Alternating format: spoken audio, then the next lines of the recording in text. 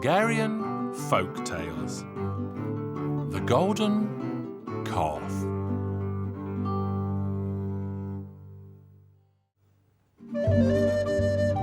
Once upon a time, there lived a king and a queen, and they had a handsome, strong son and a beautiful daughter. One day the king called his children. "Dear son, it's time for you to go out, find a maiden, and get married. I'm getting old, and you should take over the burdens and problems of the land from me, and you, my daughter, should choose someone whom you would be willing to marry." "Father, I do not need anyone. There is not a maiden in this land who was born for me," the daughter continued. "I don't want to get married, father dear. There is no prince in this land for me." The king became very angry. "Get out of here, both of you. I don't want to see you if you are so picky and choosy." So the prince and the princess set out to see the world. As they were walking across the hills, they walked and walked until they became very tired. They rested underneath a tree and they soon fell fast asleep. When the girl awoke, she called her brother. "I had a dream, brother. Do you know what I saw?" "What did you see? Tell me." "In my dream, I saw that this tree has magical powers. If you pick a leaf and touch it to the forehead of a sick man, that man will be healed right there and then. And not far from here flows a stream, and even if that man is half dead, he will be cured if he drinks from the water. Let's give it a try." They collected a bunch of leaves and filled their sacks with them. The girl filled her canteen with water, and they continued on their journey. They were walking and walking until they reached another land where everyone was dressed in black. "Good woman, what's the reason for mourning in this land?" "My dear son, the prince is so ill that no one can cure him." Our prince said to his sister, "Let's go and cure him." So they both dressed as doctors and went to see the king. The king was only too pleased to let them in. The princess walked up to the prince and placed some leaves on his forehead. And at that very moment, the prince looked up, their eyes met, and they smiled at each other. The brother of the princess stepped up to the bed and gave the prince a few sips of the healing water. The sick prince sat up in an instant, and he was 100 times healthier than ever before. "I'm not going to let you go, whoever you are. You will be my wife." The brother told his sister, "Well, sister, now you've found your true love. It's time for me to walk on until I find mine." And with that, he continued on his journey. And at one point along the way, he heard the sound of drums. The drummers were announcing that the princess would marry the man who found what mark she had under her arm. There were dozens and dozens of candidates who came to try their luck, but none of them had any success. As he was walking around in the town, thinking hard about the riddle, a blacksmith looked out of his window and called to the young man. "Where are you going and why? I heard the drums and the announcement, and I am supposed to guess what mark the princess has under her arm." "Well, that's easy. I have a lot of gold. I could use that to make a golden calf. Somebody could curl up inside that calf, and we can take the calf to market. The princess will see the golden calf and will buy it, and the person inside the calf will find out what mark she has under her arm." The prince said, "What if that person were me?" "Well, all right, we can agree on that." In the morning, the prince climbed inside the golden calf and they transported it right to the middle of the marketplace. It wasn't long before the king and the princess came walking by. Father dear, please buy this one for me. It would look so beautiful in the palace." And she kept on pleading until her father bought the golden calf for his daughter. He told his men to place the golden calf into his daughter's room. Evening came, and the princess undressed and went to bed. When the prince was convinced that she was asleep, he opened the little door, climbed out, slowly walked to her bed, and peeked under her left arm. And suddenly he saw what was there: the sun, the moon, and the stars. He laughed out loud, but he woke the princess up. When she saw the stranger in her room, she let out a scream. But the prince was not afraid, and he spoke to the princess. "Stop screaming, lest they find out that I'm here with you." The two of them started talking. They agreed that she would have the calf taken back to the blacksmith. And so it happened. In the morning, her father came in. "Oh, father dear, I accidentally broke off one of its ears. Let's have it taken back to the blacksmith so he can place it back." They took back the golden calf, the blacksmith opened the side door, and the prince climbed out. That afternoon, the prince went to see the king. "Your Majesty, please give me 3 days to think, and I'll find out the truth." And he pretended to think long and hard. Finally, the third day came, and the princess could hardly wait. The king spoke. "So, did you find out?" "Well, Your Majesty, she's wearing the sun, the moon, and the stars under her arm." "Well, by golly, you're right. You've solved the riddle. You can have my daughter and my kingdom." And they had a fabulous wedding with plenty of food and drink for everyone. Of course, they invited the prince's sister and her husband, the other prince, and they did not forget about their parents either. Everyone was happy. The wedding and the party lasted for a whole week, and they all lived happily ever after.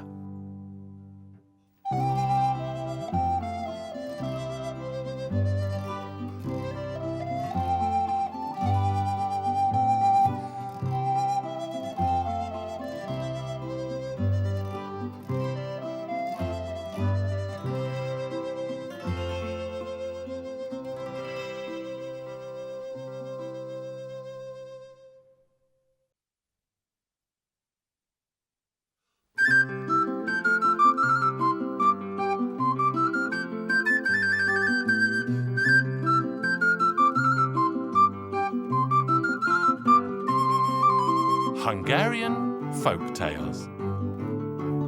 The Discontented Cooking Pot.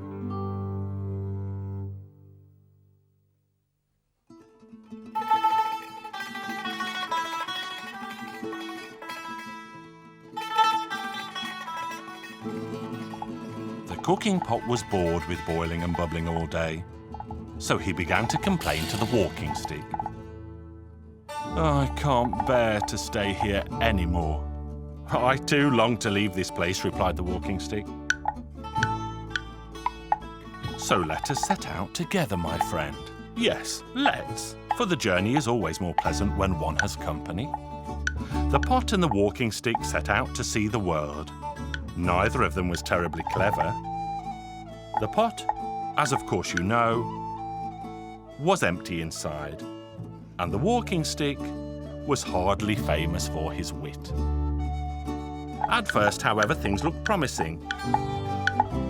For when the pot was almost trampled on the path by the angry bull, the walking stick leapt up and began to whack the bull soundly on its backside. And while the walking stick was walloping the bull, the pot jumped into the river. "Swim, swim," shouted the walking stick. "I'll catch up with you soon." The walking stick soon grew bored with whacking the bull, so he too jumped into the water. He thumbed his nose at the bull, who bellowed from the bank, but was unable to follow him.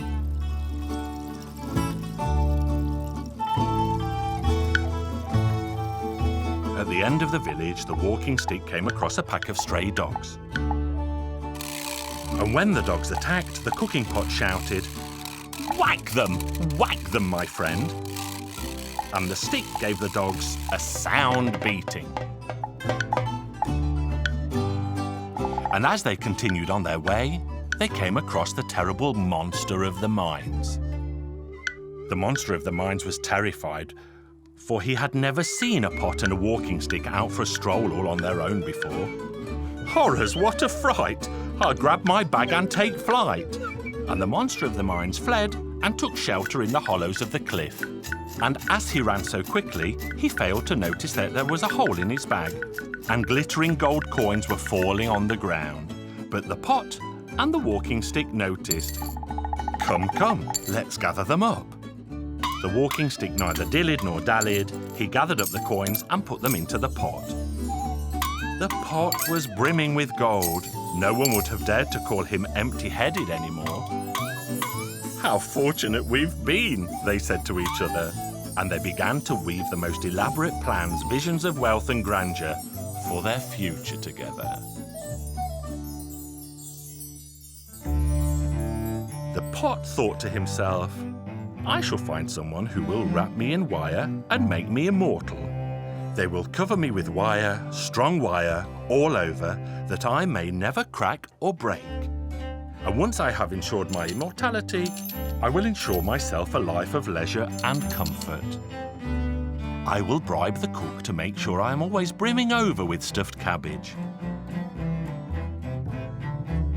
For the pot simply adored stuffed cabbage. Then the walking stick's vanity also rose to the fore. From now on, I will be a great lord, and after I have split the riches with my friend, I will find a skilled blacksmith and have a golden button made for my head. But then again, he thought after a moment, if I had all the gold we found to myself, I wouldn't have to content myself with a mere button. I could have my entire head covered in gold. Heavens! It would be simply splendid. I would be the most beautiful walking stick in the country. Maybe even the king would notice. Perhaps he would even want me to be his sceptre. And why should I not have all the gold? For am I not the stronger one? His head was teeming with cruel and murderous thoughts. And when the pot lay down his head to sleep at night, the walking stick snuck over to his side and delivered him a single lethal whack. And thus the pot's good fortune turned out to be deadly misfortune. The poor pot's shattered fragments clattered, clacked, and cried out, "Murderer! Murderer!" But the walking stick barely noticed his cries, and he stuffed the golden coins in a sack and set off to find a blacksmith. "God's blessings on you, good blacksmith. What have you brought me, honourable walking stick?" "A sack full of golden coins, blacksmith." "Where did you get that, you rascal?" "I found it by the side of the road," said the walking stick, feigning a look of innocence. "And what do you plan to do with all that money?" "You are but a mere walking stick. Good blacksmith, make me a golden knob for my head." The blacksmith took the golden coins, melted them, shaped them into a lovely knob, and soldered it on to the walking stick's head. "There you are," he said to the walking stick. "You may now set out to find yourself a wife." But his golden head, itself the fruit of his cruel act, would bring him no joy, only misfortune. His path took him deep into the forest, and Black Jack, the infamous bandit, spotted him. And the brigand spoke. "The knob on that walking stick is made of gold, if I am not mistaken. Look, Matty, how shiny it is. Let's chase him down, grab him, and take his golden knob." "Stop! Stop!" they cried. But naturally the walking stick did not stop, but ran from the bandits. He was gasping for breath when he reached the top of the high hill, and the bandits were still hot behind him. At the bottom of the tremendous chasm gaping below him flowed the waters of the mighty river. The walking stick had little choice but to jump into the waters below. He tried to summon his courage. "I am, after all, a walking stick. I can swim. I am made of wood. I will reach the far bank. I am, after all, a walking stick. I can swim. I am made of wood. I will reach the far bank." And so he jumped into the waters. But lo, soon the waves were splashing over his head. He sank to the bottom, never again to rise to the surface. For the golden knob, the spoils of a cruel misdeed, pulled him into the depths, down, down, down, to a watery grave.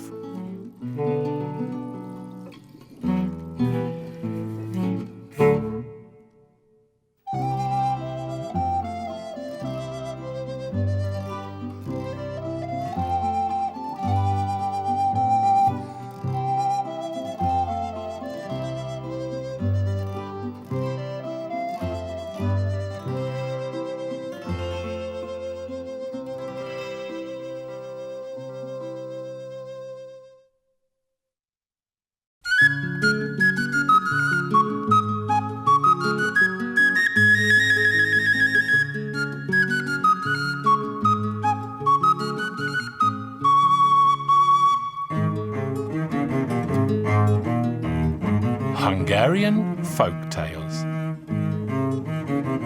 Green Peter.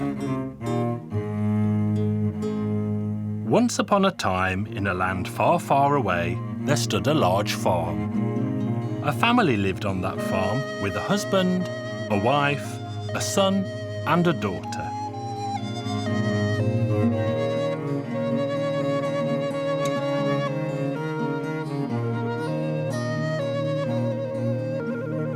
When his wife died, the husband married again, so that there should be someone to bring up the children. But the new wife did not like the children, and she put poison in their food.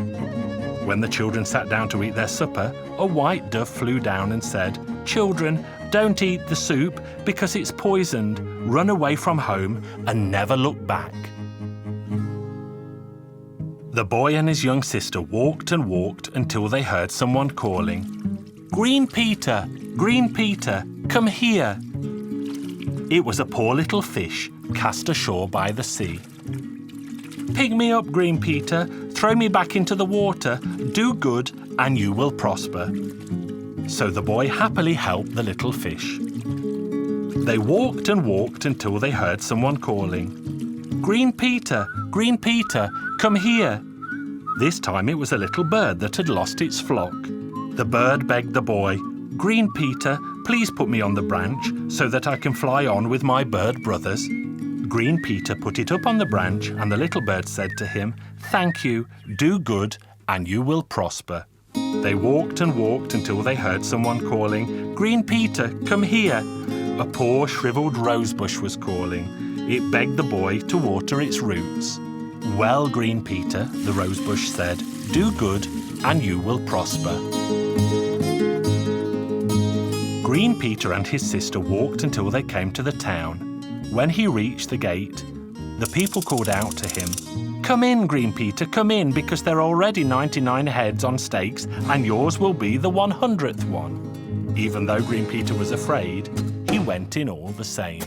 And he was told that the princess would marry the first man who could hide himself so well that she would never find him. So Green Peter went in and was ordered to hide himself 3 mornings running, because otherwise he would be beheaded. But if the princess failed to find him, she and half the kingdom would be his. Poor Peter wept and said to himself, "I've just managed to get away from my evil stepmother, and look what trouble I'm in again. Where could I possibly hide?" Suddenly the little fish appeared. "Why are you crying, Green Peter?" "Because the king said that unless I can hide from his daughter, he will have me beheaded." The fish opened its mouth and said, "Hide in here, Green Peter." So Green Peter slipped into the fish's mouth and it swam to the bottom of the deep sea, where it hid itself in the sand.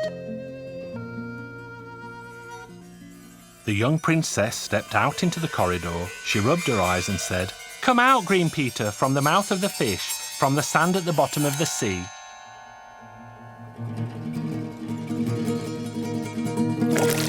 So Green Peter came out, he crawled sadly out of the mouth of the fish and went to the royal palace.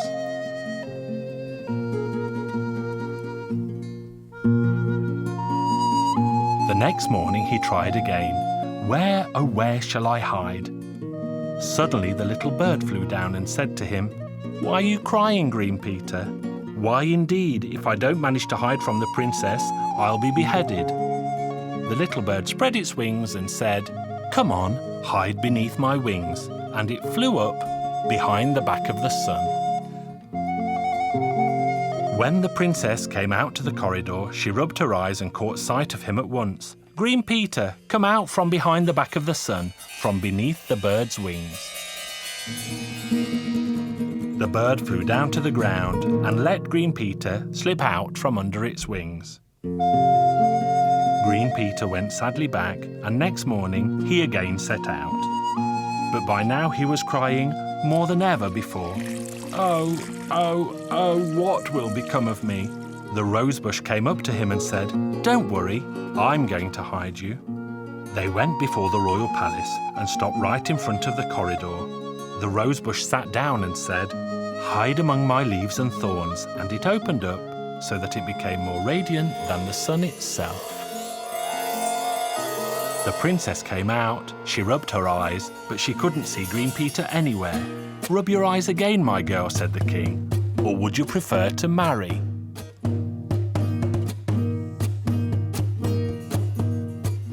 Again the princess rubbed her eyes. She looked and looked, but to no avail.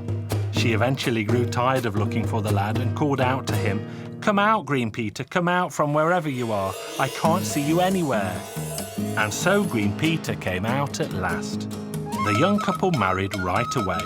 He got half the kingdom too, and the wedding feast lasted for 3 long days. I was there myself, and I had a fine time. I was even given a nice big bone to chew.